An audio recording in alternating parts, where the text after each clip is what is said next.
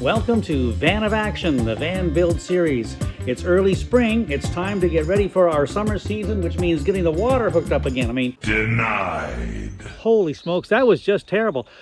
I thought it would be about an hour job, but I ended up working at it over 2 days because I had to stop halfway through and just have a beer because things were going south on me like there was no tomorrow. And as always, here at the Van of Action, we're showing you the good, the bad, and the ugly. This is a learning moment. Come on with me, and I'll share the whole experience with you.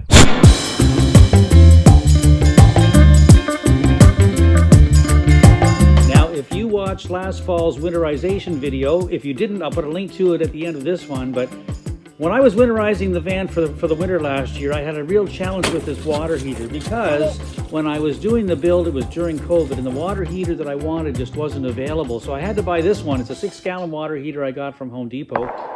At the time, I didn't think about it. I didn't realize it, but this unit does not have a drain plug, so I can't drain the water heater when it's installed. I have to actually remove it from the van and tip it upside down to get the water out of it.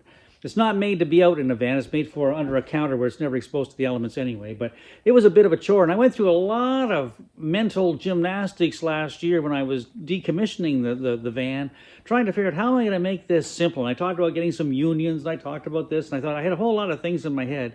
But over the course of the winter, I gave it some thought, and and oftentimes when we're doing our van build, it's possible to really over-design things, and I see it all the time online, and I'm guilty of it too. And in this case, I think I was getting carried away and making it a lot more complicated than it really needed to be. So today, I'm going to share with you step by step on how I'm going to put this water heater back in so that next fall when I have to take it out again, and unless we go south for the winter, I'm going to have to take it out again. I'm going to make it so it comes out a little bit easier. Well, okay, I didn't know it was going to look just like this, but the first thing I wanted to do was flush out all the antifreeze out of the tanks and the lines to make sure the water was clean. Now that the system's been flushed out, I got to just disconnect the pipes and drain the water out of the lines that needs to come out of them in order to get the water tank back connected again. Always open up a tap, a valve, higher than where you are. It'll let air into the top, the water will come out the bottom. There, that's hooked on the bracket. I'm gonna have to take it off again. So I was gonna put a union. I was thinking I would put a union here and a union here where these came together, but instead of that, I think what I'm gonna do is I'm gonna run some more 1/2-inch fiber reinforced hoses instead. Just put a little loop down, a little loop over. I think that might be easier in the long run. I just use the pipe clamps to fasten them on. And I think that's going to be a better deal. I really do. I think it's going to be a little bit easier. So what I'm going to do is I bought metal instead of plastic, thinking the metal would be stronger. I'm sure it will be. I'll put this up in here. I'll cut this part off, and I'll put one down, one like this, and I'll just loop a piece of hose between the two. And I'll do the same thing here. I'll put this guy in here. I'll cut a little bit off of him and just put a little loop of hose in between the two. When you make your PEX connection, you're supposed to have these little rings. And they go on, and you get a special crimper, and you crimp, and it makes it watertight. I don't have a crimper, and I need altogether 4 of these clips, 4 of these rings. And I don't have a crimper. And the nearest one to me is almost a 45-minute drive each way. You have to rent them. And these things are worth, I think you pay about $1.05, $1.10 for each ring. So I need about less than $5 worth of rings and a crimper to rent and like an hour and a half, 2 hours worth of time. And it's not that important to me. So I'm going to be using mechanical pipe clamps. I think they should work. I'm going to get it warm. I'm going to cinch them up tight. I think it should be just fine.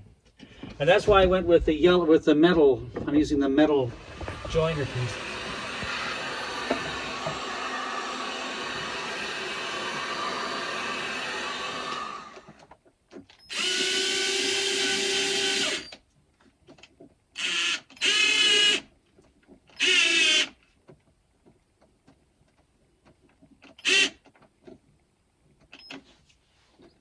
Hot. Whoop, whoop, hot.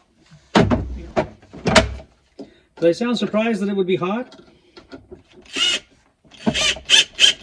Reminds me of my old friend Peter Huffman, who was a welder, and every time he'd work, he'd say, "Oh God, it's hot. God, that's hot. Careful, don't touch that, it's hot." I used to kid him. I used to say to him, "I could be a welder tomorrow. Don't touch that, it's hot. Good Lord, my pants are on fire. Holy cow." First time, real-time attempt, just to see how we put this together. Someone suggested on one of the comments in one of my videos that there's too much words, I talk too much, and that it'd be better just to show it finished, you know. And the reason I don't do that is I can remember when I was designing my van. There we go. When I was designing my van, I know I used to watch videos and people would say, "And this is what we're going to do," and the next thing you know, it'll be all done. And I thought, who's going to learn anything from that? Okay, so I'm going to take this one. Now that's not going to work. I can see right now that's not going to work. This is going to be... Here, come see. Yeah, you see this is too close to the wall. I should have a 90 degree on that, a 90 angle on that one. That's not going to work. How else can I do that with what I have? Now this is what I've decided to try. I'm trying to just get this put together because we're heading out on the road in a couple of days, and I don't have time to run all the way into town. So with this little tool, I went inside the pipe and I found the end of this fitting. And that's that mark. And then I used this guy and made a mark there. So that's the absolute shortest this pipe can be. I'm going to cut it off there. I'm going to put this in. I'm going to see if I can put it together. What I want to do right now is see if I can get enough of a bend in this pipe that it'll connect. I can make the connection. If I can, I won't make the connection yet because I've got to connect this shorter pipe first because there's less play in it. You should always do your shorter runs first. I just want to see if I can get enough bend in this that it'll be worth doing. I can make it work. Oh yeah.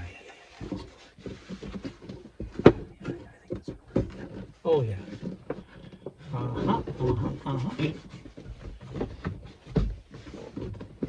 Yeah, I'll be able to get that together. Okay, all right, good. So take it out of the way. And I'll do this shorter length first. It's going to be a little bit, it's going to get a little bit tougher. Nice thing about PEX is there's a little bit of play. There we go. Okay. Good. Look at that. Okay, now.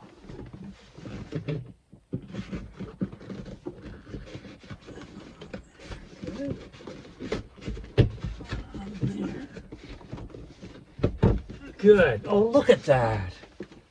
Look at that. I have the pipes connected. I have the clips tightened down. I heated them up. But I can't pressure test them without filling the system with water. And that's what I'm going to have to do now. There's no other way around it. So I guess I'll go and pray that I get lucky.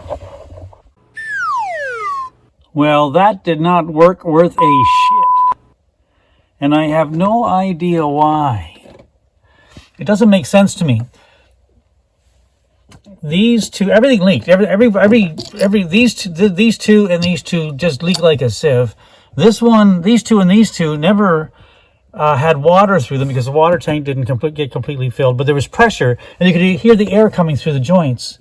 And I just don't get it because someone might say, "Well, Dave, you can't use this kind of a clip on this kind of a clamp on PEX."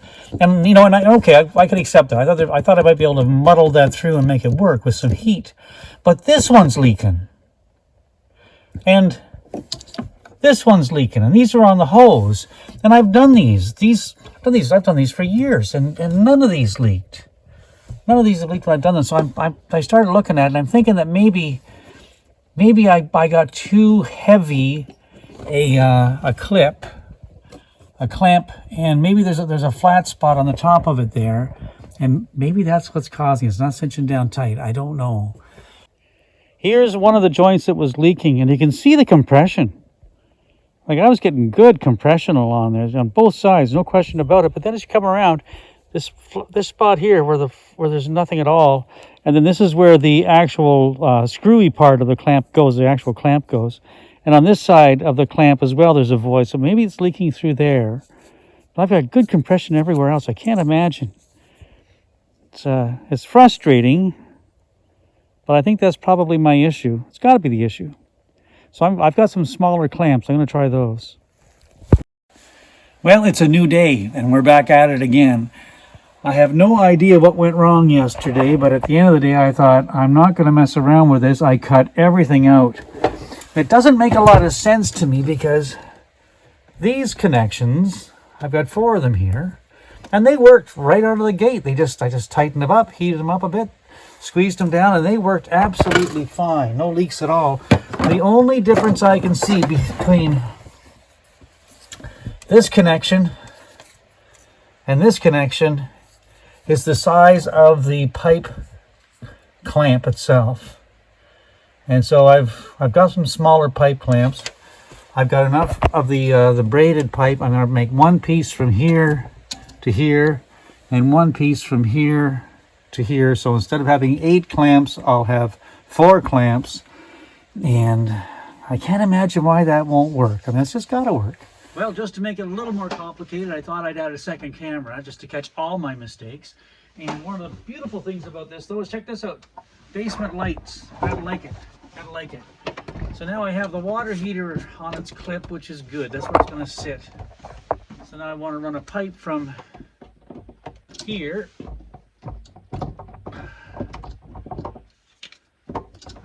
over to here.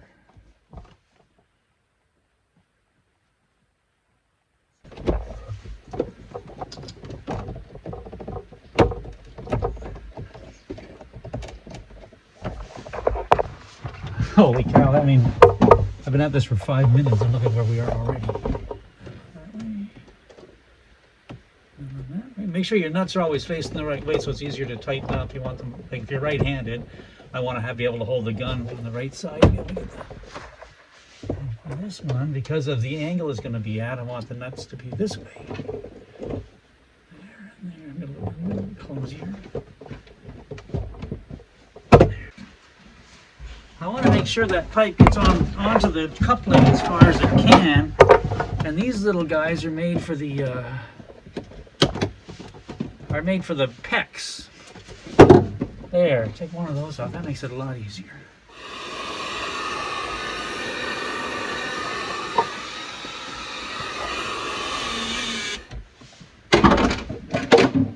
I'm using the hand driver because these lighter ones, like if you over torque them, they will strip out.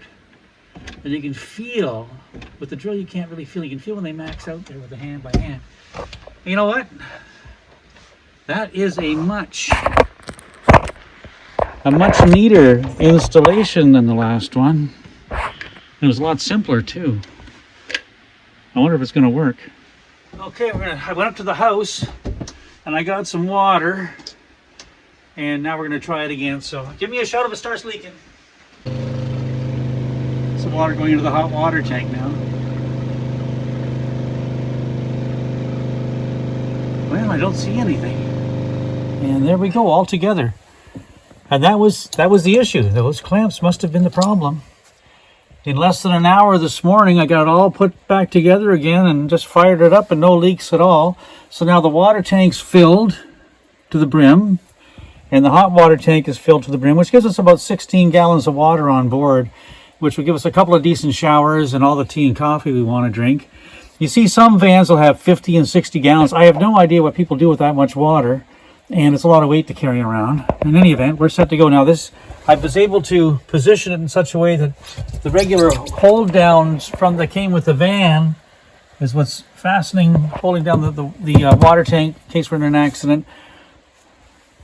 The freshwater tank is reinforced and it's completely blocked in with a plywood box. We're in good shape. I can't imagine why I'm having so much trouble with the plumbing in this van. I've done a lot of plumbing in my life and I've never had issues before, but it is what it is.